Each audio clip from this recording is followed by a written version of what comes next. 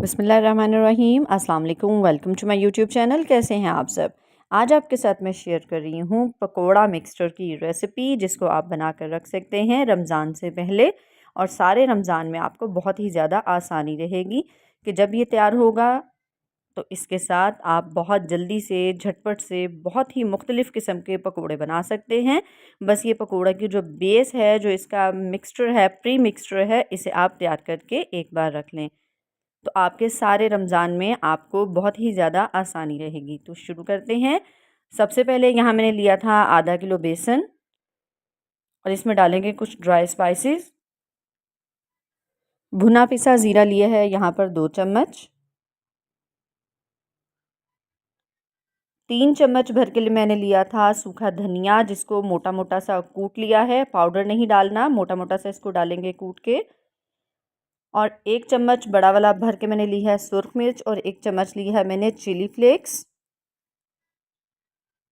इसके साथ ही शामिल करेंगे नमक। नमक लिया है मैंने यहाँ पर तकरीबन 1.5 खाने का चम्मच लिया है। आप अपने टेस्ट के अकॉर्डिंग कम या ज़्यादा कर सकते हैं। और साथ ही यहाँ मैंने लिया है मोटा कुटा हुआ ज़ीरा, जिसको मैंने तवे पर भून लिया था, यानी ड्राई रोस्ट कर लिया था। हल्दी डाल रही हूँ इसमें मैं 1 छोटा चम्मच, और इसके साथ ही इसमें शामिल करूँगी मैं कलवंजी 1 छोटा चम्मच शामिल करूँगी। ये इस रेसिपी का हिस्सा नहीं है, लेकिन मैं इसे इस नीयत से डालती हूँ कि ये हज़रत सल्लल्लाहु अलैहि वसल्लम का फ़रमान है कि इसमें मौत के सिवाय हर बीमारी का इलाज है। तो बस इसी नीयत से हम इसको इसमें शामिल कर देंगे और इसके फ़वाइद हासिल करेंगे।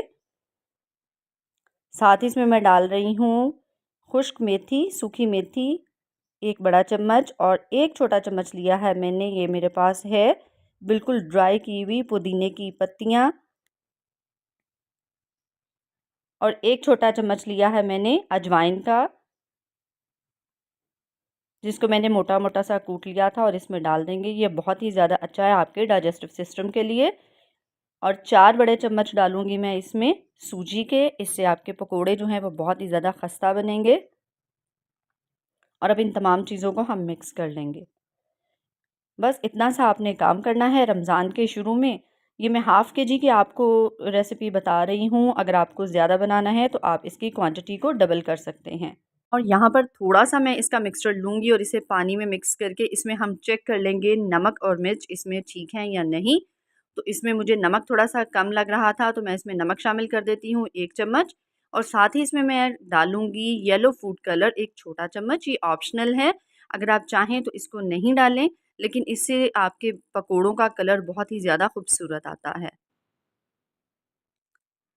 अब इसको हम डाल के रख देंगे एक एयर टाइट जार में, और जब-जब आपको ज़रूरत पड़े आप इसमें से थोड़ा-सा बेसन का मिक्सचर निकालें और इसको इस्तेमाल कर लें। बस आपने ये ख़्याल करना है कि इसमें गीला चम्मच नहीं डालना और इसमें पानी बिल्कुल नहीं जाए।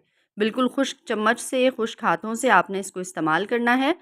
थोड़ा-सा मैंने इसमें से पकोड़ा मिक्सचर निकाला और उसमें डाल दूँगी फ्रेश कटा हुआ हरा धनिया, और इसका हम एक घोल बना लेंगे। इसमें पानी डालेंगे और इस तरह से इसको हम थोड़ा-सा रनी साइज़ का मिक्सचर बना लेंगे।